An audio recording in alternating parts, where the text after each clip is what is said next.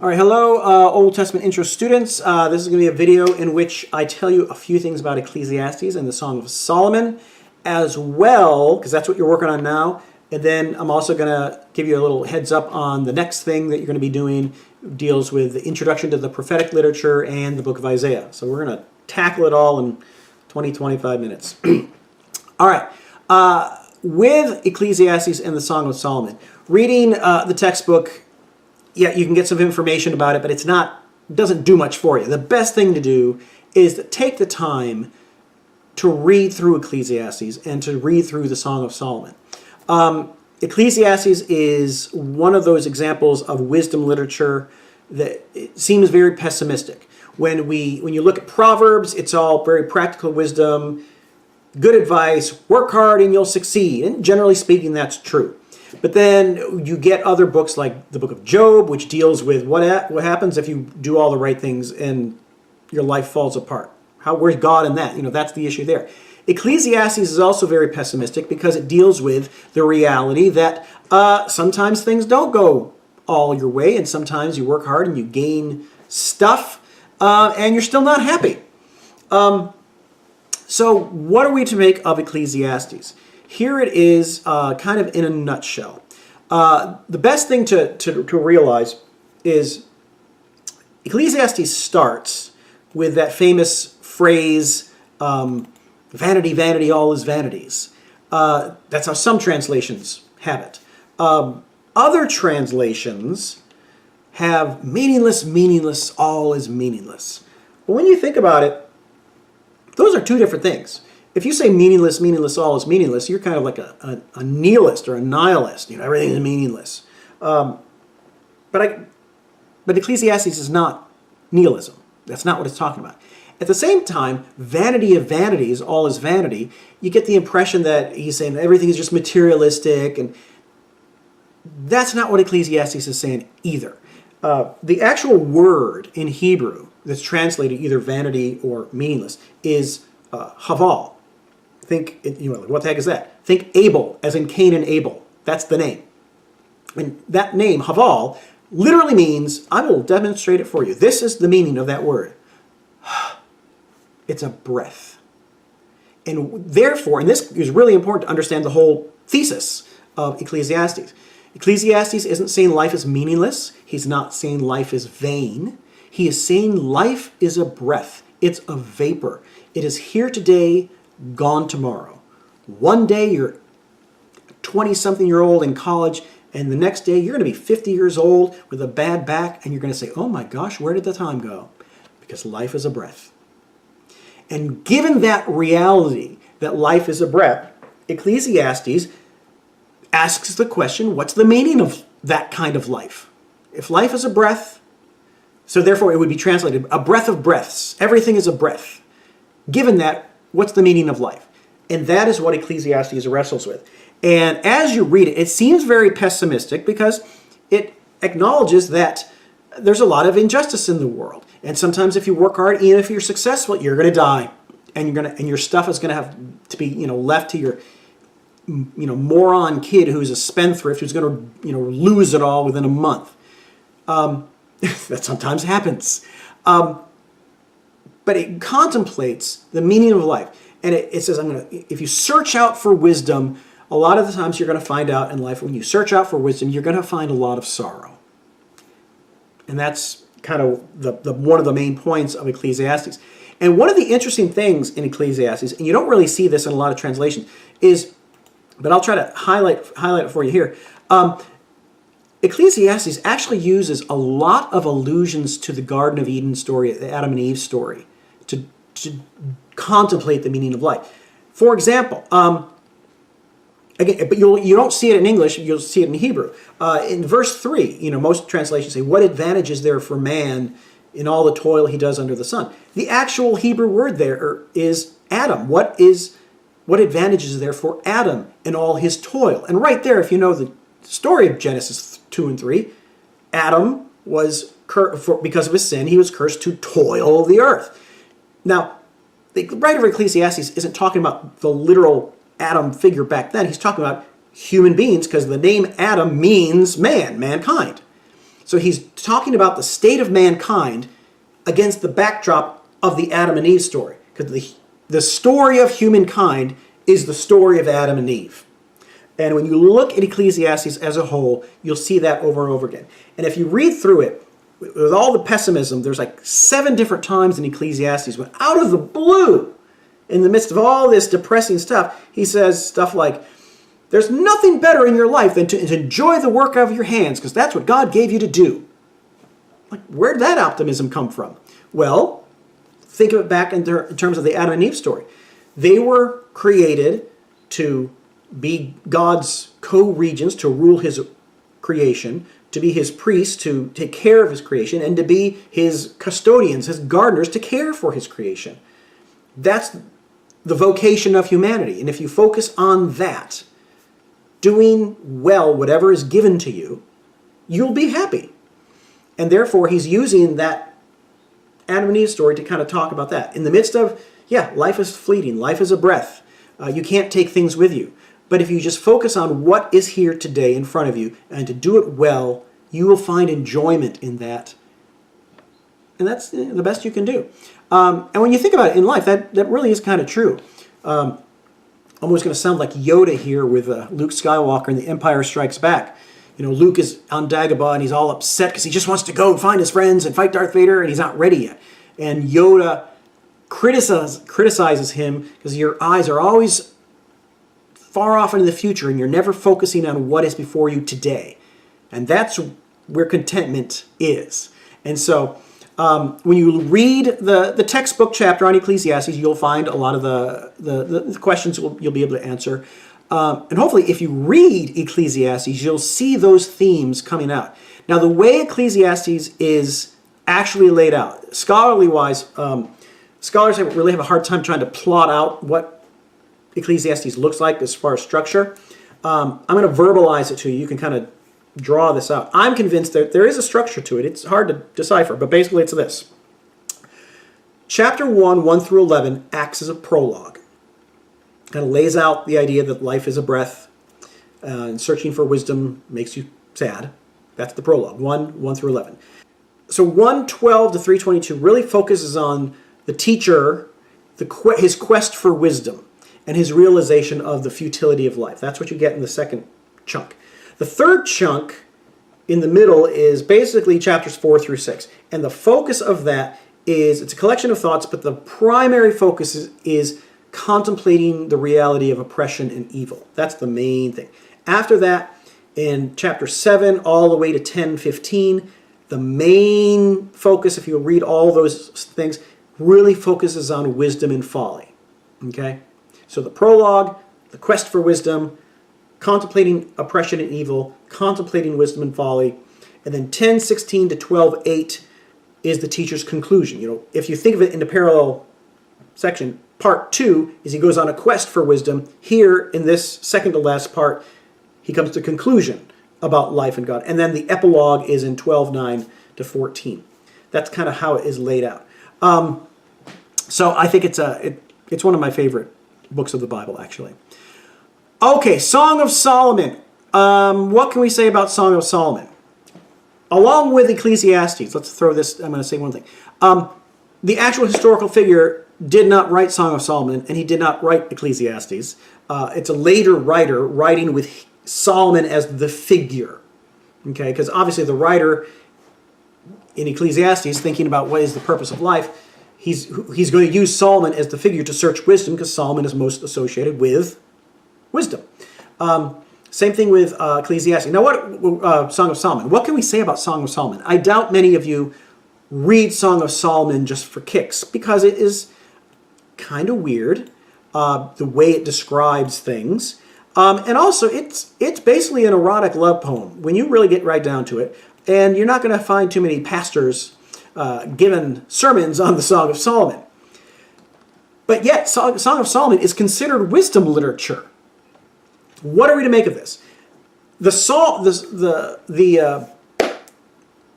poem itself is kind of self-explanatory. Actually, I'm gonna put a link down to a video I made a while ago where I read it. It's not that long. Here's what I want you to realize with the Song of Solomon.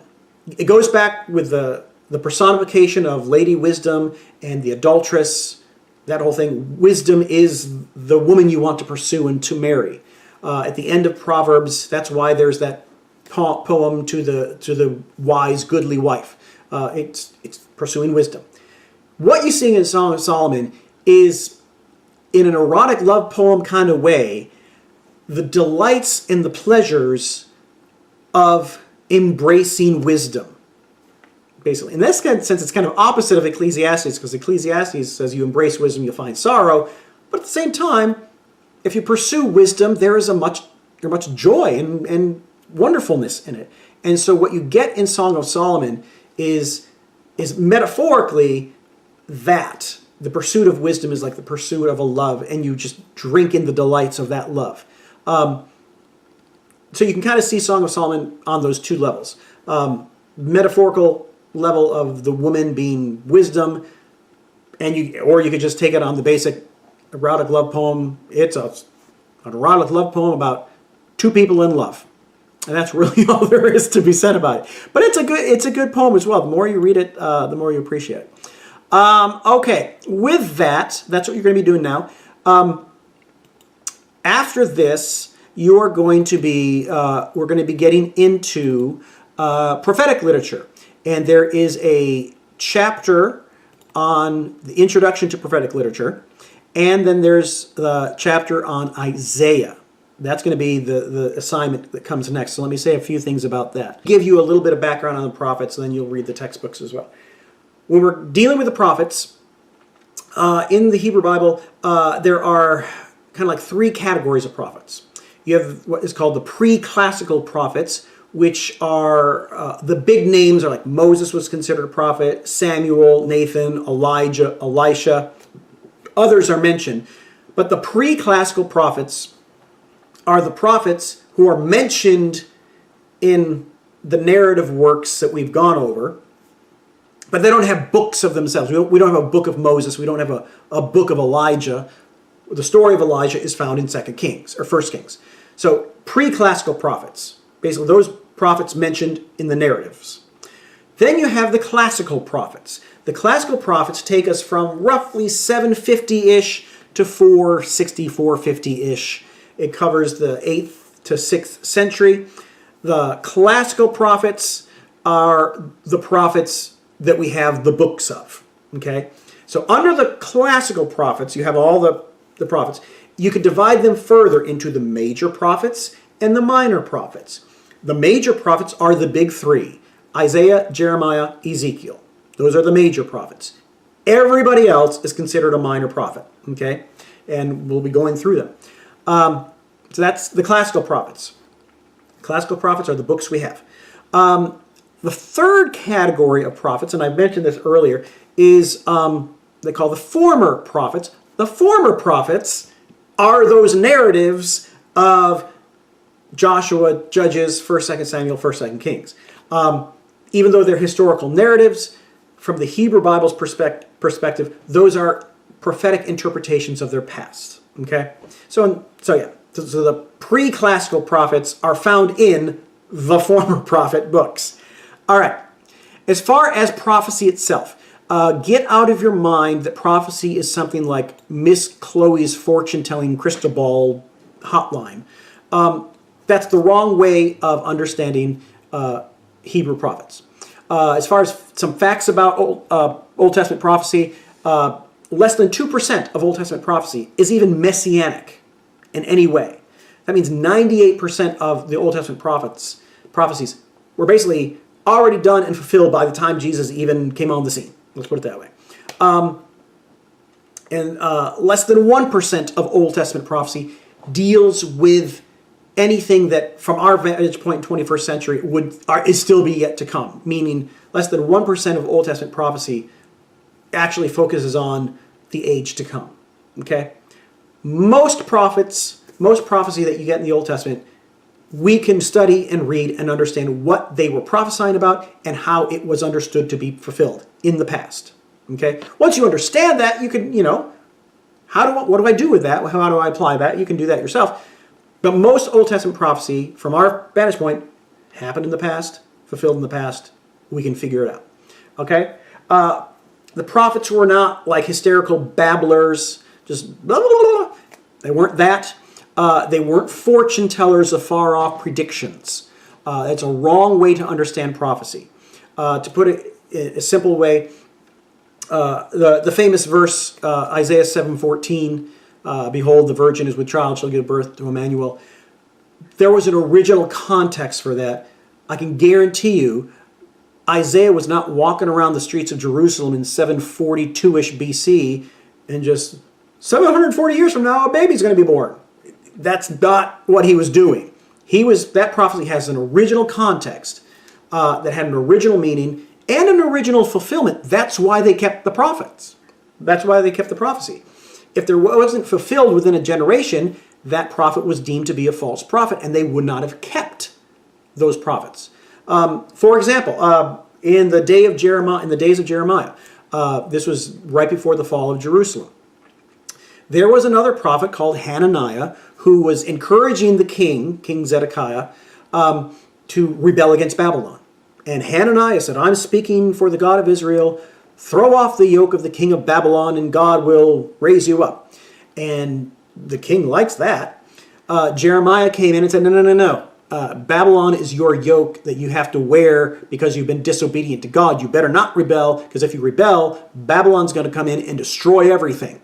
Well, the king didn't like that, so he threw Jeremiah in jail. So in the lifetime, Jeremiah was hated, Hananiah was praised.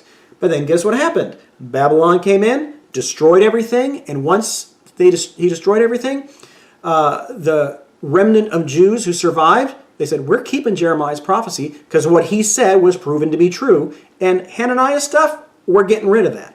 Okay? So what you get in the Old Testament prophets are the writings of prophets who were deemed to have made prophecies that had been fulfilled. That's why they kept them. Okay? So in that sense, they weren't fortune tellers.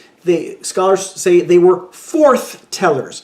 Their job as prophets was to speak forth the message of the God of Israel to his people at that time. That's the best way to understand prophecy. And on top of that, in their prophetic oracles and stuff, they were creative and artistic in the way they presented things. As we'll find out if you try to read them, they used a lot of metaphor and imagery. They engaged in a lot of prophetic actions, almost like street theater, to demonstrate what God was going to do. You find out in Isaiah, for example, that for about 3 years, around the year 714-ish, Isaiah walked around Jerusalem naked. I doubt he was naked for literally 3 years, but apparently, during that 3 years, he occasionally went about naked because he was prophetically acting out what was going to happen to, I believe it was Ashdod, maybe it was Philistia, that they were going to get destroyed and the people were going to be deported, naked, ashamed, yada, yada, yada. Okay? So, that's another thing you have to realize about the prophets. As far as the actual message and characteristics of the prophets, one of the big things is they were against or critical of the religious cult in Jerusalem. The temple cult, the royal structure that they said was oppressive and corrupt. You know, you might have the temple of the Lord, but you're corrupting it with how you're treating the poor. So that is a major theme among the prophets.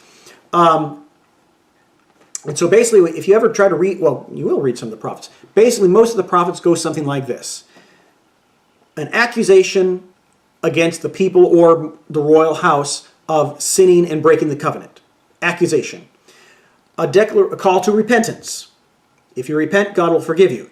If you don't repent, this punishment is going to happen. And more times than not, the punishment ultimately was God's going to kick you out of his land.